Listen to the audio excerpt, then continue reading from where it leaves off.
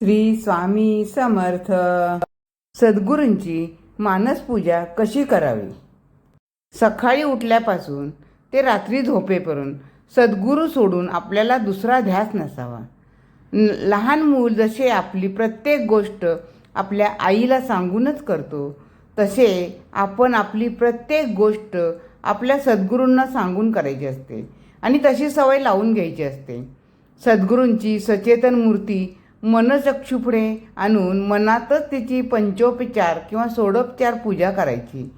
मानसपूजेमध्ये बाह्यपूजेतील सर्व उपचार म्हणजे उत्तम वस्तू, फुले, नैवेद्य आपल्या कल्पनेने उत्तमोत्तम निर्माण करायच्या आणि मनातल्या मनात आणि अत्यंत शुद्ध पवित्र भावनेने ते सद्गुरूंना आपण अर्पण करायच्या. पूजा आटोपल्यानंतर सद्गुरूंच्या सचेतन मूर्तींचे विसर्जन न करता तिला आपल्या हृदयात विश्रांती द्यायची असते. तुमच्याशिवाय मला दुसरे कोणी नाही अशा भावनेने अनन्य शरणागत होऊन मानसपूजा करावी. मानसपूजेच्या शेवटी आपल्या हृदयात सद्गुरूंची सचेतन मूर्ती स्थापन केल्यावर महाराज दिवसभर सतत आपल्या सानिध्य आहेत, आपल्याशी बोलत आहेत, आपली प्रत्येक कृती ते पाहत आहेत, आपल्याला मार्गदर्शन करत आहेत. आपली कृती बरोबर असली तर ते अनुमोदन देत आहेत. आपली कृती चुकीची असेल तर आपल्याला ते तसे सांगत आहेत. असा पक्का भाव मनात असणे म्हणजे मानसपूजा. आता ही भावना दिवसभर मनात धरून दिवसाचे सर्व व्यवहार सद्गुरूंना सांगून करायचे आहेत आणि तशी सवय आपण स्वतःला लावून घ्यायची आहे आणि ते आवश्यकच आहे. दिवसभरात काही मनाविरुद्ध झालं तरी यात माझं काहीतरी कल्याणच सद्गुरू करीत आहेत असं वाटून घ्यावे. त्याने आपल्यातील दोष दर्शन होतं, मीपणा जातो. आपल्या देहाला काही त्रास होत असला तरी राम नाम घेणं चालूच असावं. त्याने दुखण्याकडे लक्ष राहत नाही. हे रामनाम सद्गुरूंच्या कृपेने आपल्या तोंडी येतं. किंबहुना रामाचं त्याचंच नाम घेतो. सद्गुरूंचं सांगणं संपूर्ण खरं आहे हे आपण अनुभवतो. मानसपूजेच्या शेवटी सद्गुरूंना आपण आपल्या हृदयात विश्रांती ग्रहण करायला सांगतो. इतर पूजेसारखे मानसपूजेच्या शेवटी विसर्जन नाही तर विश्रांती आहे. म्हणजेच आपल्याला इष्टदेवतेला आपण आपल्या हृदयात ग्रहण करतो, विनंती करतो की तू माझ्या हृदयात विश्रांती घे. यातच मानसपूजेची खरी मेघ आहे. ज्या सद्गुरूला आपण हृदयात विश्रांती घेण्यास सांगतो त्यांना राहण्यास आपले हृदय पात्र आहे का याचा विचार आपण सर्वांनी केला पाहिजे व तसेच वर्तन ठेवले पाहिजे.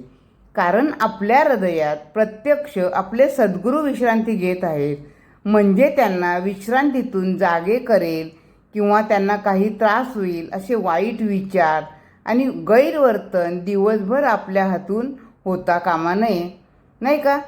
थोडक्यात आपल्या हातून सद्गुरूंना वाईट वाटेल असे काहीही घडता कामा नये. अशी एक वेगळीच जागरूकता आपल्या अंगी आली पाहिजे. आपल्या हातून जरी काही चुकीचं घडलं आणि ते लक्षात आलं तर त्यांची क्षमा मागून पुन्हा असं न करण्याचा किंवा असं न घडण्याचा आपण त्यांना हे विश्वास द्यायला पाहिजे आणि पुन्हा असं चुकीचं काम न होण्याचा प्रयत्न करणं भाग आहे. मात्र तुमची सत्ता कायम असू दे माझ्यावर असा भाव असला पाहिजे. मी तुम्हाला शरण आहे. जे तुम्ही कराल ते मला मान्य आहे. जितके हृदय पवित्र शांत नामाने भरलेले तितके सद्गुरूंना तेथे राहण्यास आवडेल.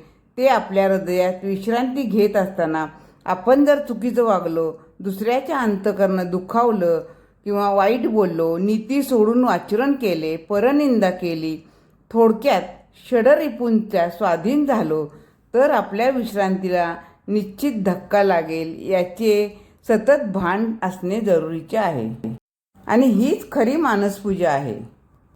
आणि हे भान जर सतत ठेवलं तर आपला देहच मंदिर बनेल आणि असे वागू लागलो की आपला मीपणा आपोआप कमी होऊन सद्गुरूंविषयीचं प्रेम वाढीला लागेल. अशी मानसपूजा ही दिवसाचे 24ही तास चालली पाहिजे. त्यामुळे दिवसभरात आपल्या हातून कोणतेही वाईट कृत्य होणार नाही व हळूहळू आपल्या वागणुकीमध्ये सुधारणा होईल. श्री स्वामी समर्थ.